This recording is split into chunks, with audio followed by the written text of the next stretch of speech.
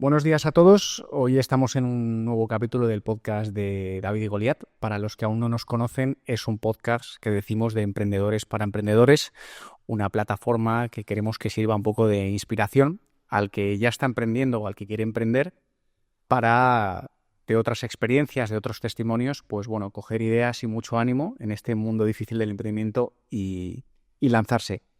Yo soy David, de la consultora del Sabio El Sultán. Hoy falta la otra parte del podcast, Pablo, que está resfriado y no ha podido estar aquí. Pero bueno, en el siguiente capítulo esperemos que ya esté recuperado y esté con nosotros. Y voy a dar ya paso al invitado de hoy. Hoy tenemos a Daniel Idiza, CEO de Ayudo. Muy contentos de que haya venido, se puso en contacto con nosotros para venir a charlar del proyecto y de emprendimiento, que es lo que nos gusta. Y ya le doy paso. Daniel, buenos días. Buenos días. Y lo dicho, muchas gracias por venir a nuestro espacio a charlar un rato. Gracias a vosotros por invitarnos, por darnos este espacio y seguro que tenemos una conversación muy agradable. Seguro que sí, pues nada, encantado de que estés por aquí. Siempre empezamos un poco igual, dejándoos que os presentéis, que nos contéis algo de vosotros para, oye, pues ubicar a la gente y a la audiencia. Así que, adelante, cuéntanos un poco de ti. Muy bien, pues yo soy Daniel, tengo 33 años ahora mismo. Soy de Alcoy. Me vine a Valencia hace 9 años para realizar mi proyecto emprendedor, que es Ayudo, Cuidadores a Domicilio. Y bueno, estudié trabajo social, recursos humanos en Alicante, todo muy local, nunca he vivido en el extranjero, tampoco aprendí inglés y bueno, yo el montar Ayudo fue aparte de una experiencia personal, fue un poco la vocación de lo que había estudiado y un poco materializar todos esos sueños y deseos que tenía a nivel profesional y de poder ayudar al equipo que formaría en un futuro Ayudo y a las personas que confiarían en nosotros. Muy bien, y por empezar un poco desde el principio, cuéntanos qué es Ayudo exactamente, qué hacéis, a qué os dedicáis.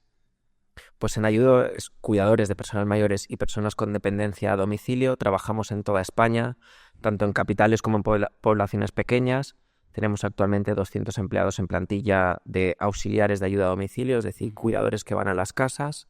Hacemos un modelo de trabajo orientado a la calidad y personalización, que está enfocado en las características que tenga cada persona mayor o persona joven con dependencia.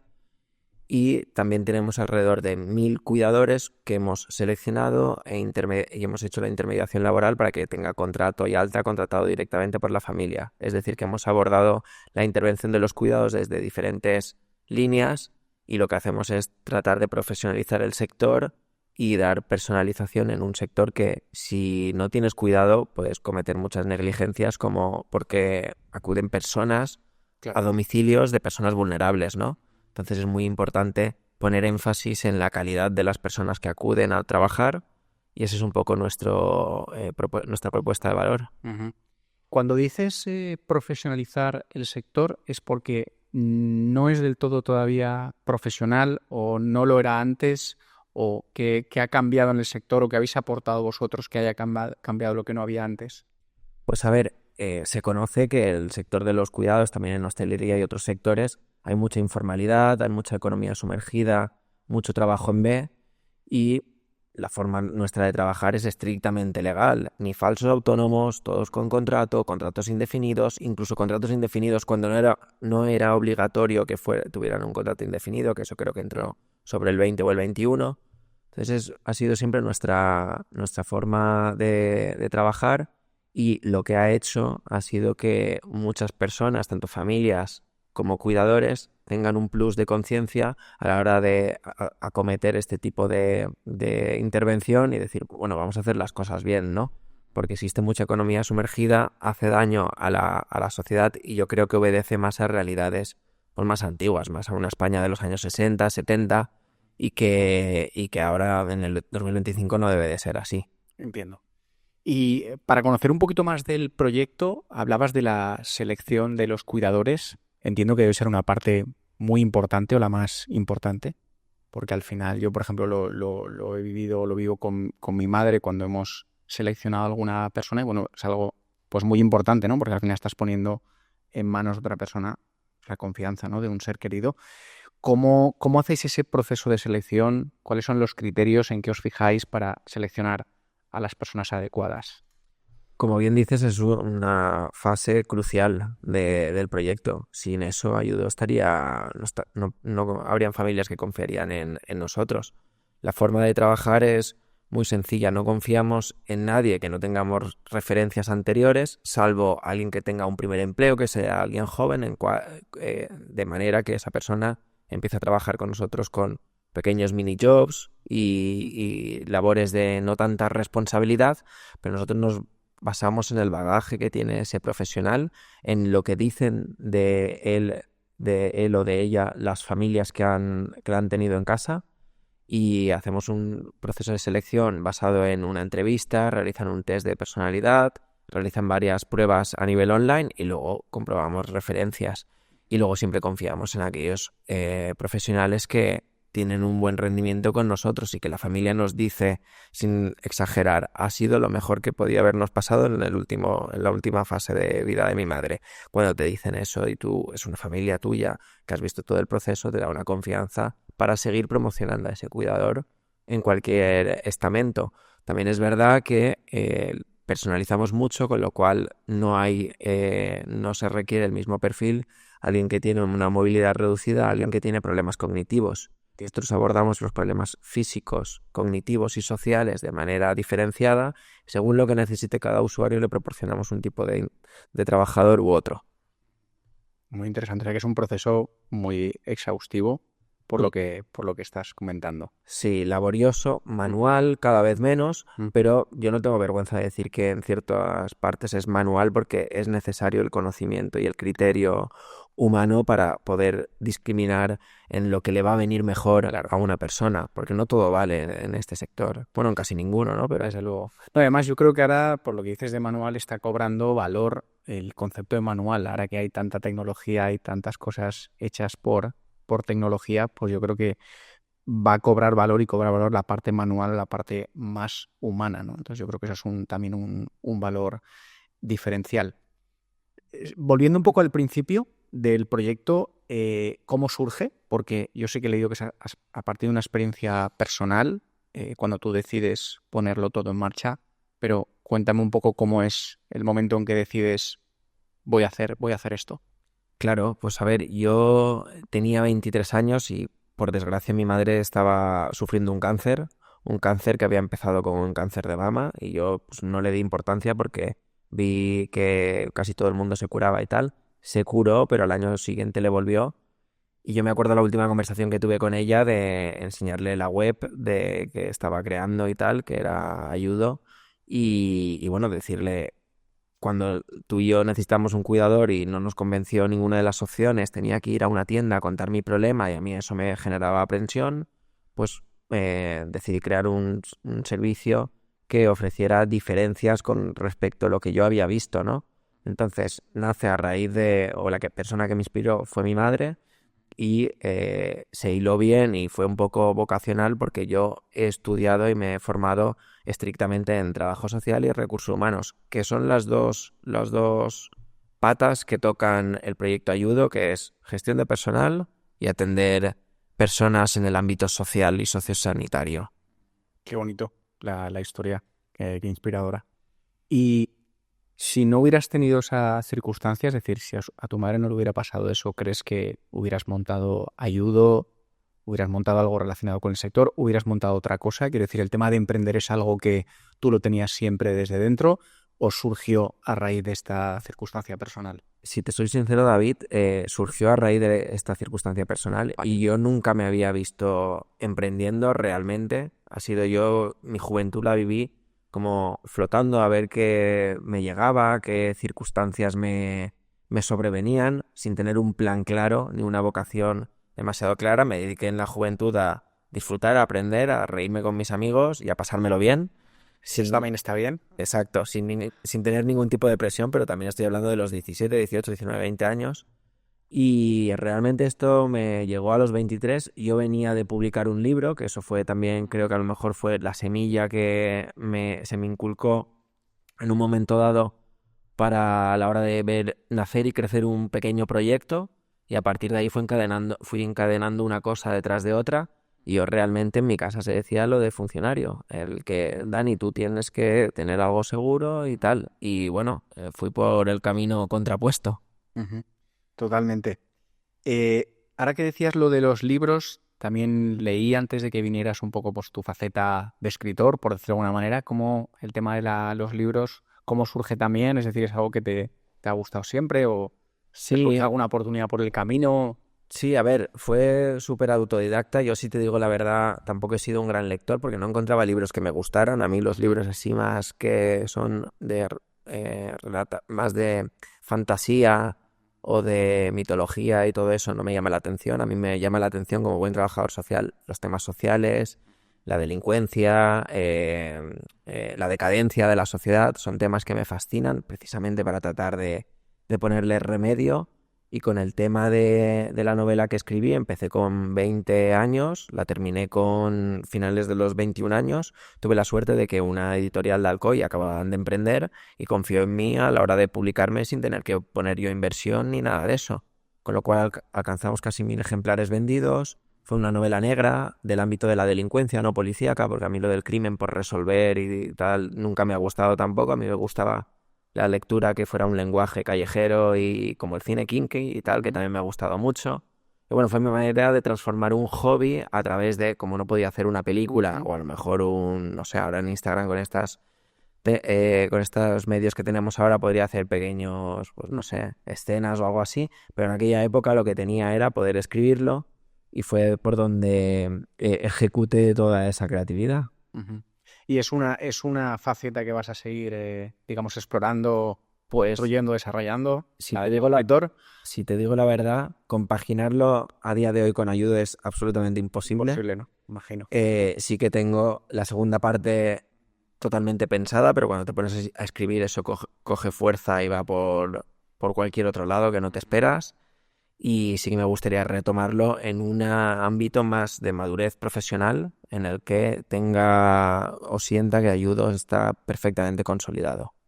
O sea, que llegará probablemente en el futuro ese impulso literario cuando igual, ¿no? Tengas más asentado, ¿no? O más afianzado el proyecto, ¿no? A mí me gustaría que fuera así y que sea un libro o una película, pero alguna de las dos cosas tengo que O sea, hacer. que hay ambición, o sea, no, igual no es solo un libro, ¿no? Sí, sí, sí puedes. Como buen emprendedor me gustan los jaleos Muy bien, y me gustaría meterme en algún otro en un futuro. muy bien. Comentabas antes una cosa muy interesante que creo que hemos escuchado todos, a veces ese consejo, esa recomendación, bien entendida de lo de hacerse funcionario, de algo estable y demás. Y me viene a la cabeza, hace un tiempo leí un estudio en una universidad de Andalucía, no recuerdo ahora mismo en qué ciudad, que hizo una encuesta a los estudiantes y bueno, salía que mayoritariamente los estudiantes querían dedicarse a puestos de funcionario, puestos estables y no, por ejemplo, a crear una empresa o a emprender. Y bueno, yo pensé que no sé si eso es bueno o es malo, hay algo que igual estamos haciendo mal, el que la gente joven pues no baraje la posibilidad de crear una empresa, ¿no? Como vía vital. ¿Tú qué opinas de eso? Es decir, ¿qué crees? ¿Se está haciendo algo mal a nivel de no estimular el emprendimiento? ¿Cambiarías alguna cosa? A ver, yo comentaría que al margen de que si es bueno o malo, es normal, porque pastilla roja o pastilla azul, está claro que la pastilla o el camino de funcionario te va a traer una seguridad y una estabilidad y una remuneración que muchas veces en el sector privado no se está igualando. Y eso suscita pues, una reflexión que se deberían de hacer para ver cómo se cambia. Porque al final el generar riqueza es algo bueno para la sociedad y el generar empresas y otros países lo promocionan muchísimo. Entonces, basta con viajar un poco y ver un poco tejidos empresariales de otros países y ves que no tienen las trabas que hay aquí, ¿no? Entonces a mí eso me parece fundamental y luego también una reflexión que es todo esto de que se habla también de falsos autónomos, de la precarización, cómo se van asociando esos elementos. Y está claro que la precarización está asociada al autónomo. Y la palabra falso, nadie quiere ser un falso autónomo. ¿Por qué? Porque está asociado a la precarización. Entonces, cuando tú emprendes, estás en situación precaria hasta que dejas de serlo. Y muchos, por desgracia, no dejan de estar en una situación precaria se cierran muchísimas empresas y es muy complicado llevar proyectos empresariales a beneficios. Entonces, para la receta así súper básica, yo apuntaría a un apoyo más formal y consistente a los proyectos que empiezan, sobre todo aquellos proyectos que apuntan a la innovación y a la diferenciación, y aquellos que no, que tuvieran un apoyo con menos trabas fiscales, como se conoce ya que hay muchas, o por ejemplo nosotros que hemos internacionalizado en el Reino Unido, puedes facturar 80.000 libras sin tener que pagar IVA. Yo creo que pagué trimestralmente alrededor de 8 IVAs antes de tener mi primer salario, o 6 IVAs. Entonces, claro, eso es desmoralizante. O lo aguantas y tienes un objetivo y una misión muy clara, o lo puedes dejar a mitad camino.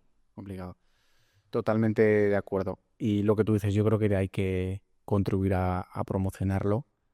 Desde luego, eliminando trabas y también crear esa cultura de creación de innovación desde la sociedad en general, las instituciones, la educación. Es decir, pues es una vía posible. Y desde luego, quitando luego trabas, ¿no? Si luego tienes tantas complicaciones, pues Claro. ya es bastante difícil de por sí el camino, como si encima te ponen obstáculos.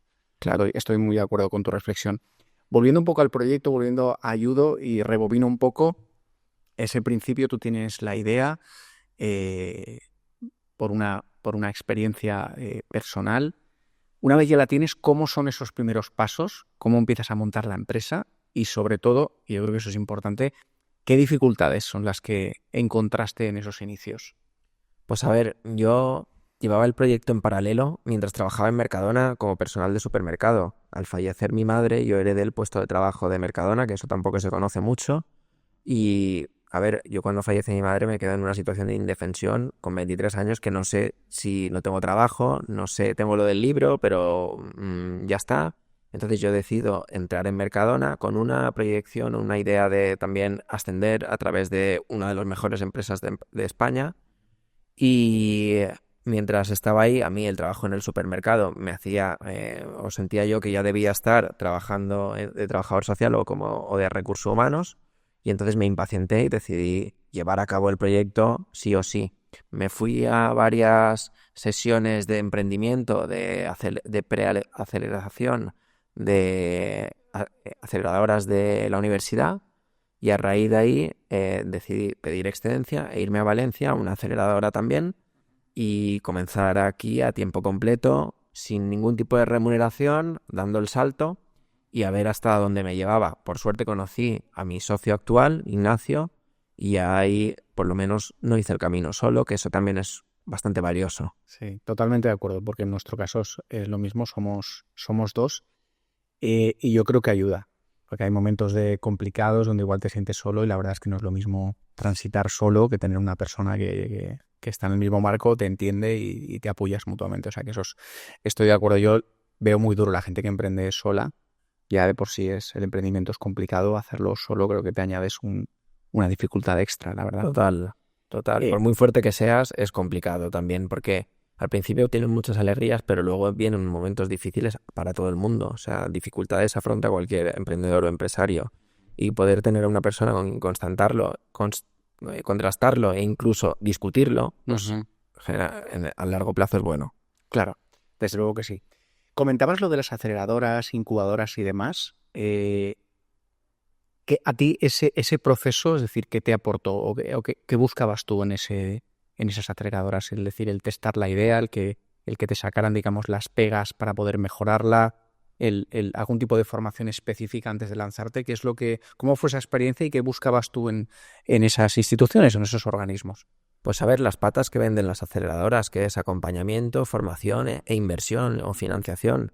Sí que es verdad que la fortaleza la tuvimos en la formación y el acompañamiento, que realmente yo me lo planteaba con total humildad, y a la hora de, con 24 años yo no tenía experiencia ni en ejecutar negocios, ni llevar ideas al mercado, ni de formalizar la constitución de una SL, y para todo eso no recibimos el apoyo de la aceleradora, además de marketing, ventas y atacar un poco al mercado y comenzar con lo que es los early adopters, los primeros clientes, y luego empezar con la bola de nieve y a dar un servicio de calidad, ¿no? Y eso fue el principal apoyo que tuvimos, que yo creo que fue fundamental.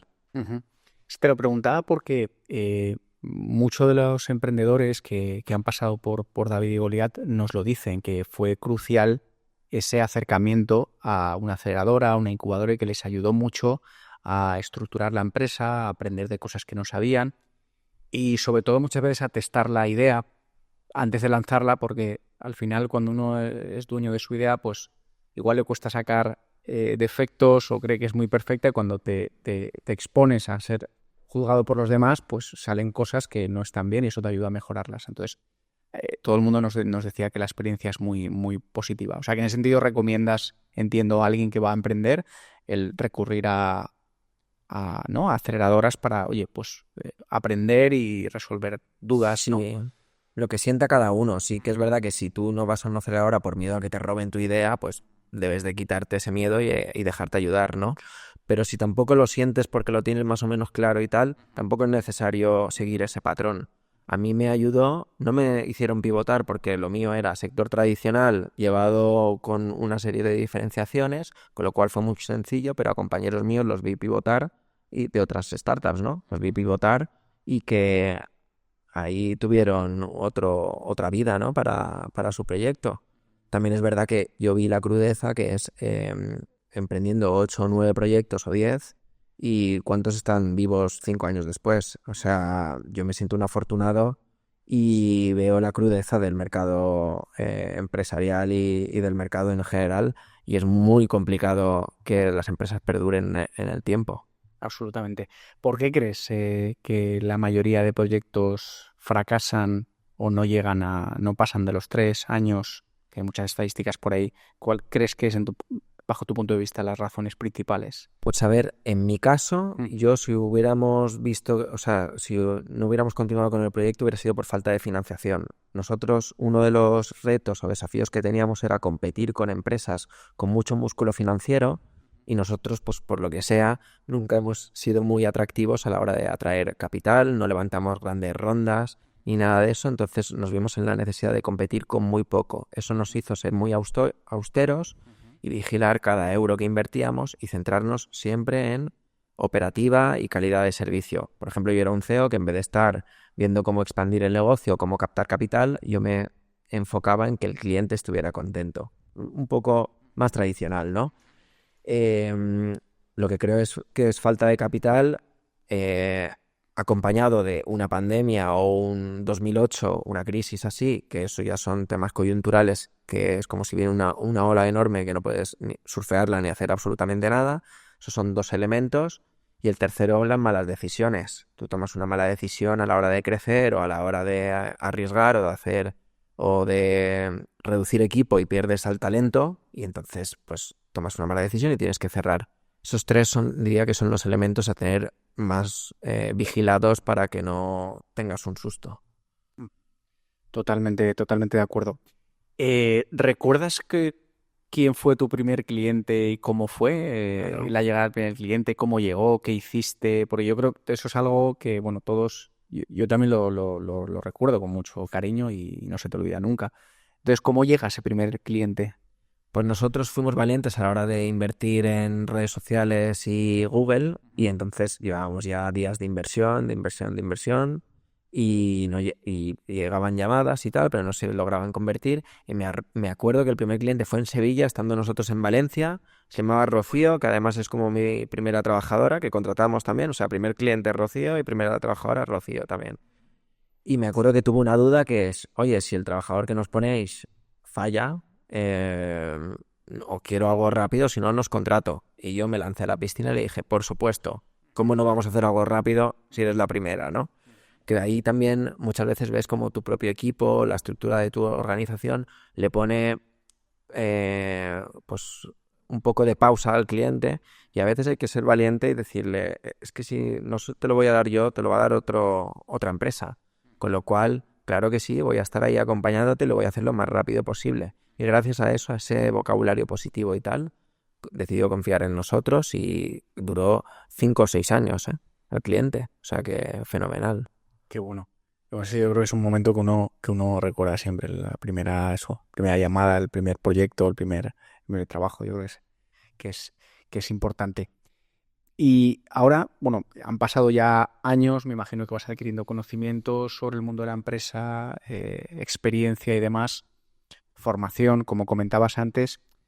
¿Qué dirías que es la parte más difícil de la gestión de una empresa en tu visión particular? Las personas. Las personas. Las personas es lo más complicado, porque LinkedIn, porque las redes sociales están llenas de tips, o a lo mejor es porque me salen a mí, ¿sabes? Pero yo veo que hay muchísimo de temas de liderazgo, son habilidades que nunca has dado en la universidad ni en el colegio, incluso tus aportaciones son, o tu conocimiento previo es más a título social, ¿no? En experiencias sociales.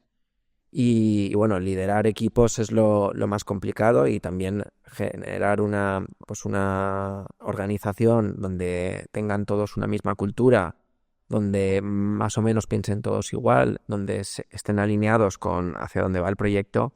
Eso es un reto, porque al final es conformar un equipo en el que ahora también hay mucha heterogeneidad, hay también mucho pensamiento en el cual pues la parte laboral es más una ayuda y no es el, el- muchas personas no se toman el proyecto profesional o la vida profesional como que es bueno, ¿no? Como la parte troncal de su vida, y pues satisfacer a esas personas también, y que entiendan tu filosofía, la visión del proyecto, y que te ayuden a llevarlo a cabo, pues al final conjugan muchos elementos y muchas preferencias, que es complicado también, ¿no? Entonces ese es el mayor reto a día de... Tras la financiación de los primeros años, yo diría que es el ¿Cómo equipo. sería eso? ¿Y cómo lo haces? Es decir, ¿nos puedes contar algo en concreto que hagas para crear ese equipo? Lo que tú dices, que la gente se involucre, se implique, sea parte de tu propósito, te ayude a llevarle a cabo. ¿Qué es lo que haces? ¿Cómo lo trabajas? ¿O qué has ido haciendo este tiempo, ¿no? Para conseguir eso. Pues mira, para mí ha sido un acierto, y aquí ya me meto en recursos humanos, que también es lo que me fascina. Yo siempre he sido una persona que me ha gustado más escuchar que hablar, me ha gustado más apoyarme en el resto que hacer yo de forma autoritaria las cosas. He sido muy consensuador siempre y demás, ¿no? Entonces, hubo un momento en el que me di cuenta que o bien llevaba yo ciertas acciones a cabo de manera unilateral y dominaba lo que era el relato, el por qué hago las cosas, hacia dónde vamos, y alumbraba esos caminos a las personas clave del equipo, o íbamos a estar perdidos, ¿no? Cada uno haciendo la batalla por su cuenta. Entonces hubo un momento en el que me di cuenta de que era muy importante hacer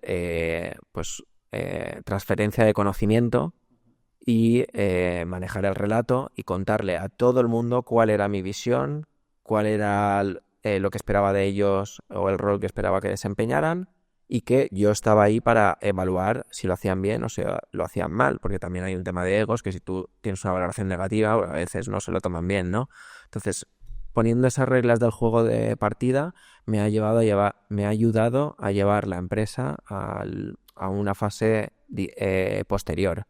Y por el camino han habido mucho conflicto que también he tenido que gestionar, y el aprendizaje ha sido brutal. O sea que merece la pena, ¿no? Todo ese aprendizaje y ese conocimiento. Y luego la gente en general, ¿cómo reacciona ante cuando lo que tú dices, trabajas pues transmitir los valores de la empresa, el propósito? ¿Se logra en general implicar a la gente, que la gente sienta esto es parte mío, yo formo parte de esto? Sí, ¿Se logra? a ver, gran parte del equipo, o al menos basada en mi experiencia, cuando yo como líder ejercí el involucrar a todos en lo que era el camino de ayuda, y ser totalmente transparente y más riguroso, también avisar de que iba a ser más riguroso y tal, la mayoría del equipo vio o percibió que era lo que querían y lo que necesitaban. El equipo necesita un líder, claro. Entonces, gran parte del equipo, que era por suerte tenía un gran número de personas comprometidas, lo cogieron muy bien, esa nueva dinámica, y luego hubo un porcentaje discordante, que hubo un poco más de conflicto, que son básicamente resistencias al cambio y en algún caso concreto incluso falta de compromiso, que su ciclo dentro de la empresa había terminado y ya está. Entonces lo que hice fue propiciar situaciones, muchas de ellas favorables, alguna desfavorable, y continuar con nuestro camino empresarial, que ahora, por lo que he vivido en los últimos años, va en una dirección muy clara, que es la de cuidar al cliente, seguir creciendo y posicionarnos como una de las principales empresas del sector y es en el territorio nacional, y todo el mundo está alineado con esa visión, ¿no?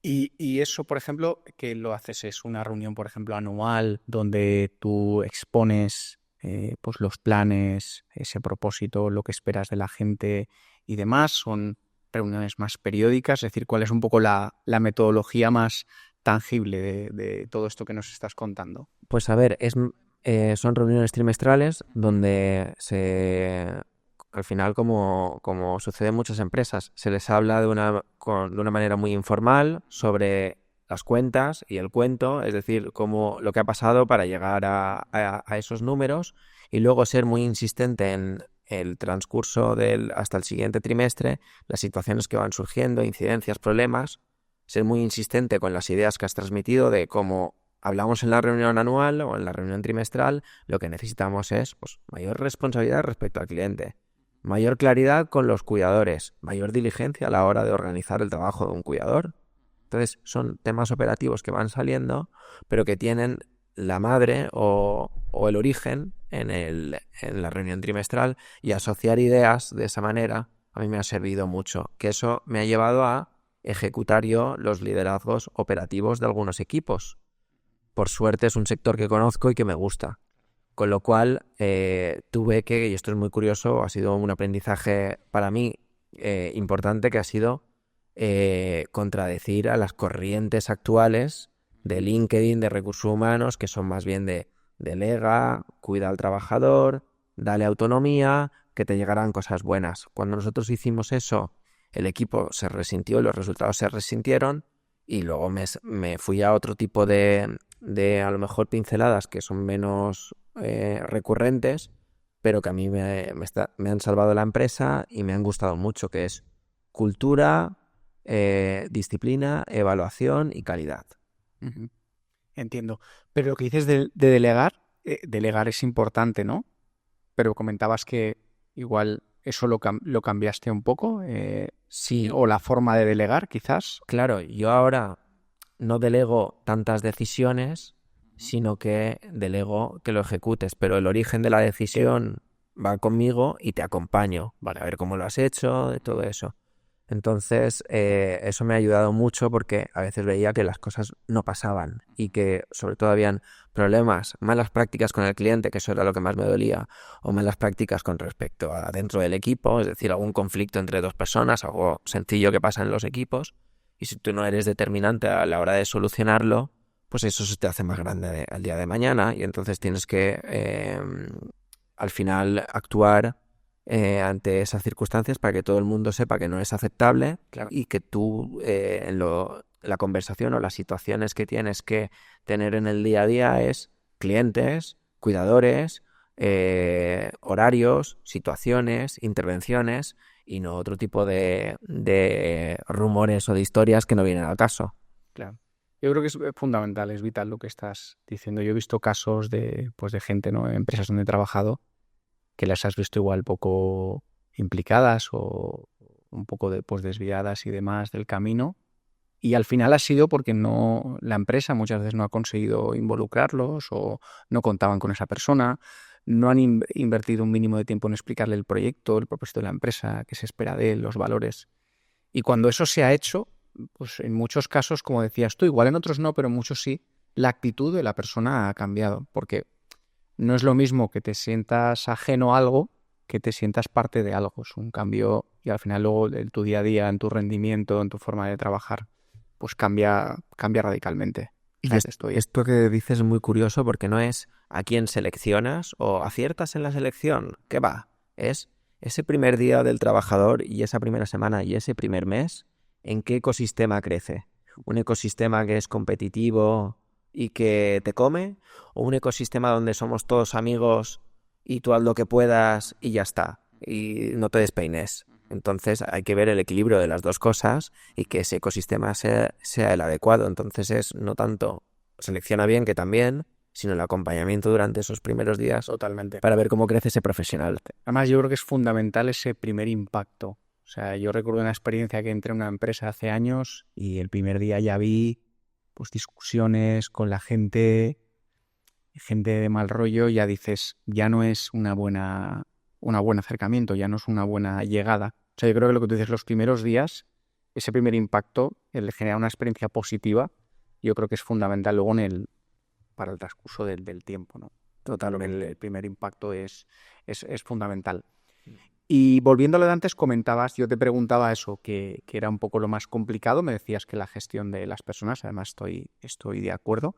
¿Y qué dirías que es lo que más te motiva, lo más bonito podría ser el emprendimiento? Quizás la satisfacción que comentabas al principio, que alguien te diga, oye, pues gracias a este cuidador, a esta cuidadora, la última fase de la vida de mi padre o de mi madre ha sido maravillosa, gracias por eso, eso sería igual la parte más bonita.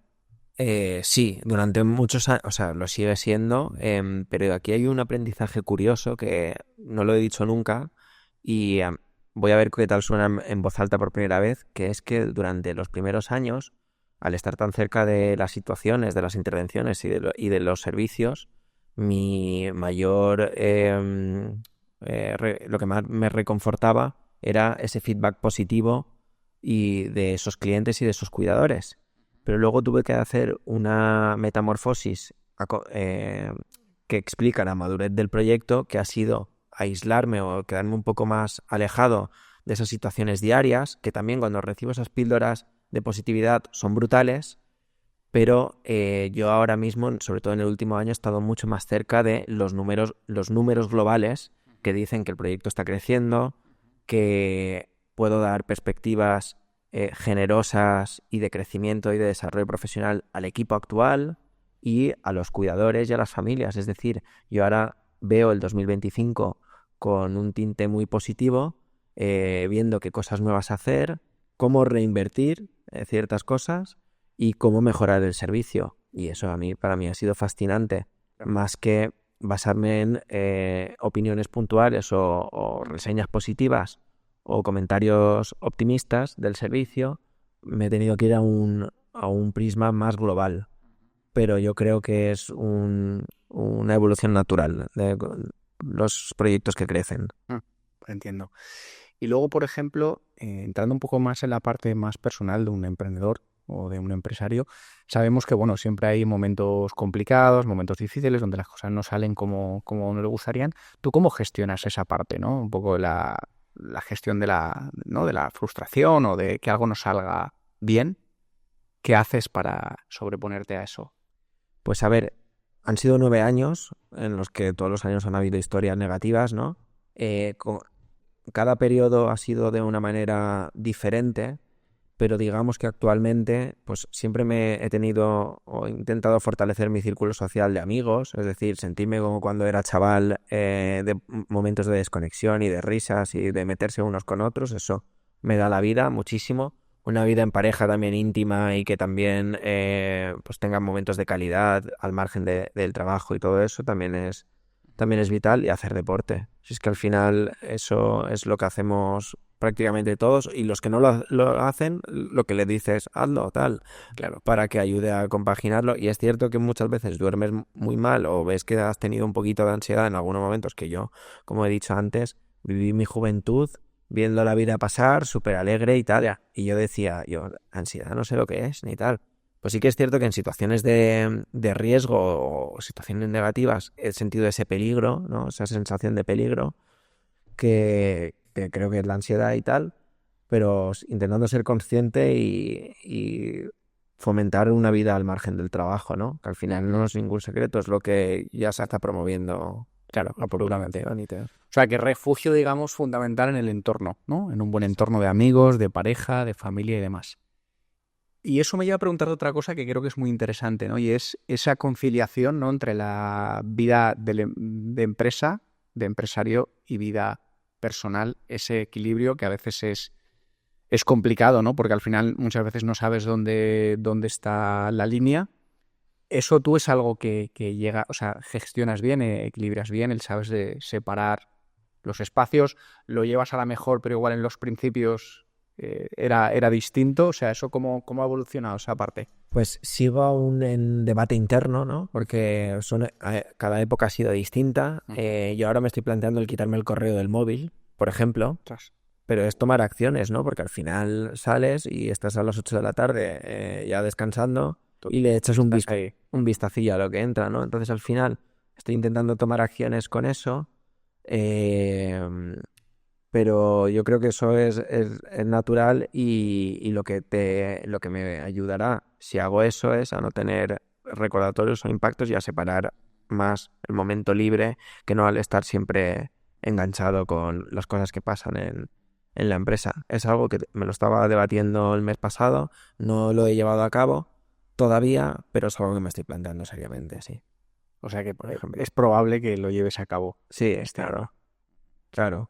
Pero por avanzar en eso de la conciliación, típico que hacemos todos en Nochevieja de nuevos propósitos y tal, yo el propósito del 23, en el 23 para el 24 era enderezar la empresa y ahora es soltar un poquito, sin que se pierda el valor que se ha generado durante el 2024, porque, insisto, Ayudo en el 2024 ha evolucionado muy, muy positivamente, no ya en números, que también, sino en formas de trabajar, dinámicas, cultura y un equipo muy, muy sano. Qué bueno. Volviendo a hablar de un poco del entorno, ¿no? De las amistades y demás, cuando tú en su día transmitiste a tu entorno, amigos, familiares, que ibas a emprender y a abrir una empresa, ¿tuviste una buena acogida? ¿La gente en general lo entendió? ¿O te escuchaste aquello a veces de fíjate tal, te metes en un lío? ¿Cuál fue un poco la respuesta general de tu entorno cuando decides emprender? Pues a ver, todo será un poco lo del dicho de nadar y guardar la ropa, de muy bien, pero cuidado, ¿no? O muy bien, pero sabes que lo que hay. Y mi padre también fue el camino que estás eligiendo está lleno de problemas y tal. Y bueno, nada por suerte, ninguno de ellos me convenció para que no lo hiciera. Y para mí fue importante que nadie se opusiera también, porque hubiera sido una cosa más de la que lidiar, ¿no? Porque a todos nos importa lo que digan las personas importantes de nuestro alrededor. Y todo fue pues muy comedido, ¿no? Pero no, claro, tampoco recibes ánimos extremos ni nada de eso. Es que al final es una decisión muy personal y que nadie sabe cómo te va a ir con eso. Entonces, por suerte, ha ido bien después de 9 años y sí que digamos que recuerdo que llega un momento a lo mejor de crudeza a partir del sexto mes, séptimo mes, que ya ves que tú estás siendo constante, pero los resultados aún no están llegando. A otros les llega los resultados al primer mes, ¿no? Pero a mí al sexto mes todavía no. Y además había involucrado a un socio que no conocía todavía muy bien del todo. Entonces ahí se generaron muchas dudas. Por suerte, ninguna nos apartó del proyecto. Claro.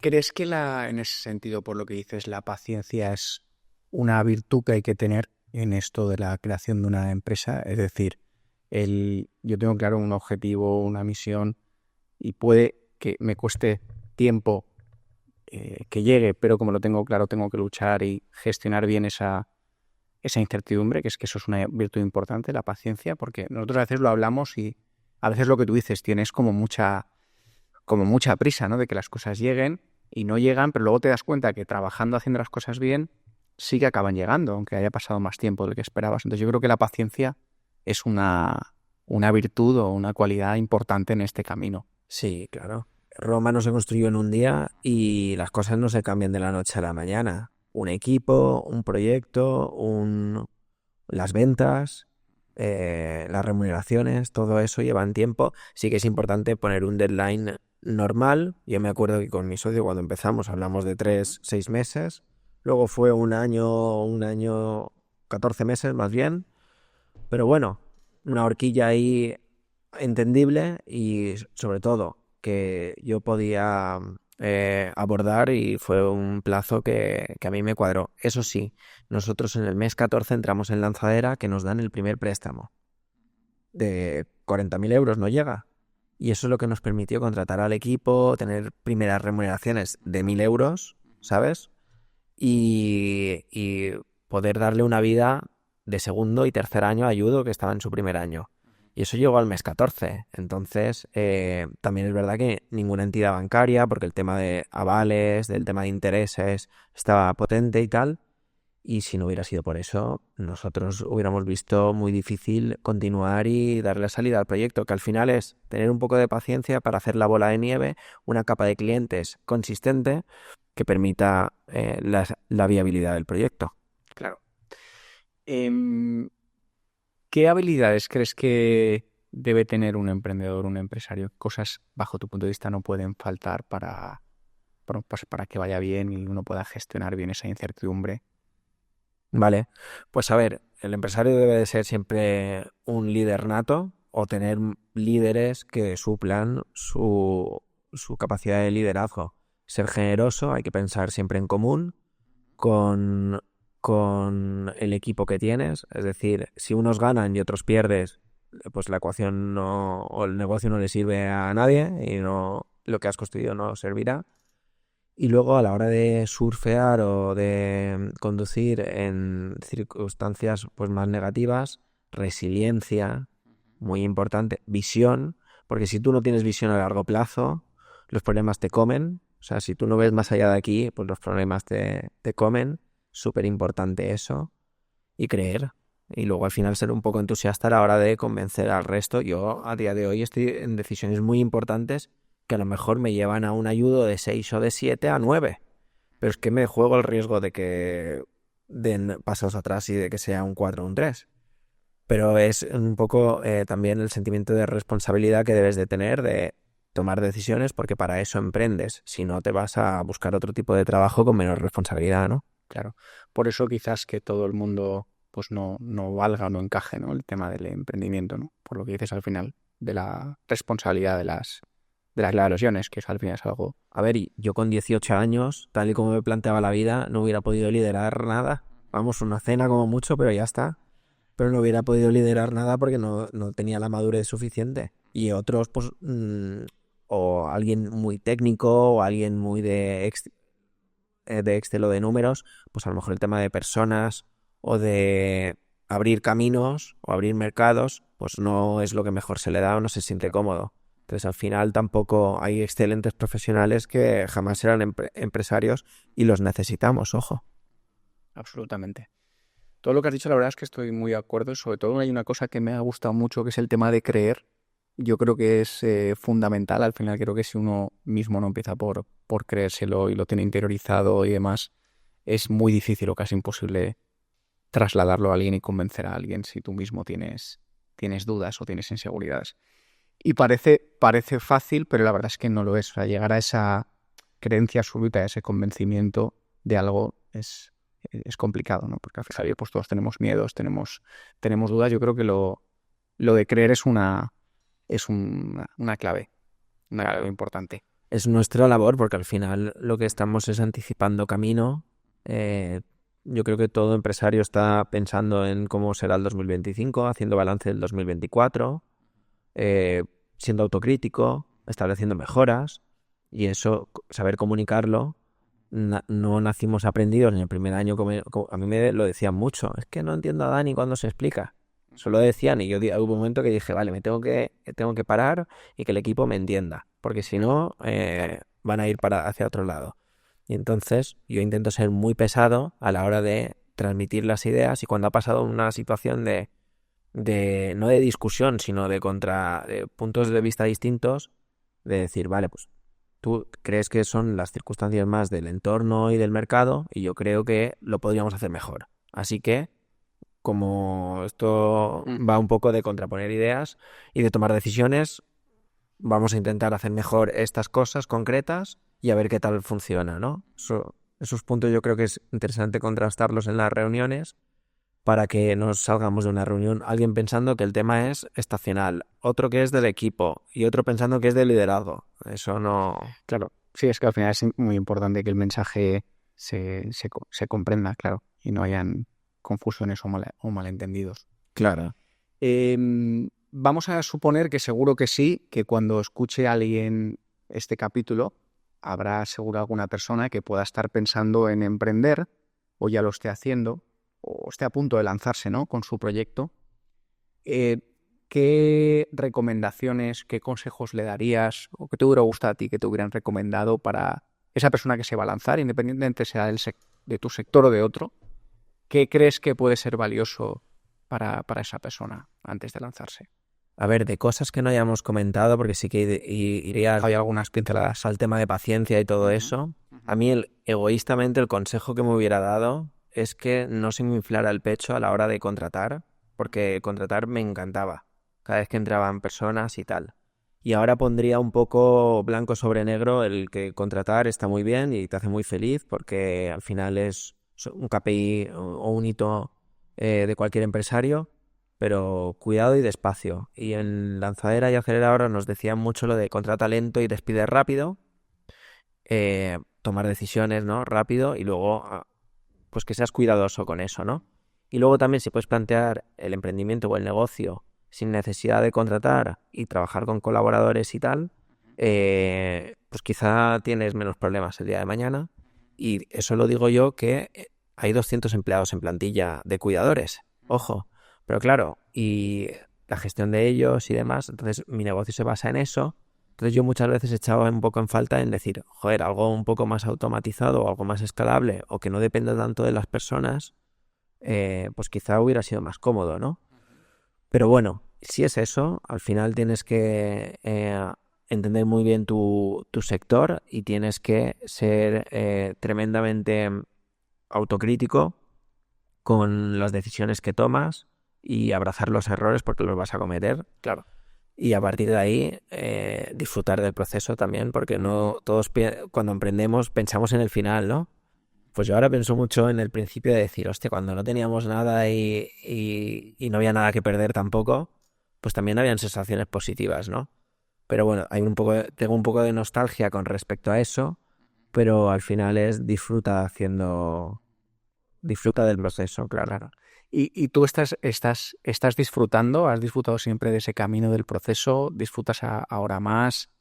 Antes que decías que echas alguna cosa de menos. O sea, ¿estás pudiendo disfrutar del proceso? Yo no al 100%, porque hay una incertidumbre que nunca te va a dejar Claro, eso. al 100%, claro. Pero bueno, yo recuerdo años positivos y años más negativos. Hay una cosa que siempre digo al equipo, que es nada como la perspectiva histórica para dar con la dimensión de las cosas, ¿no? Entonces, a posteriori ves lo que te ha supuesto, ¿no?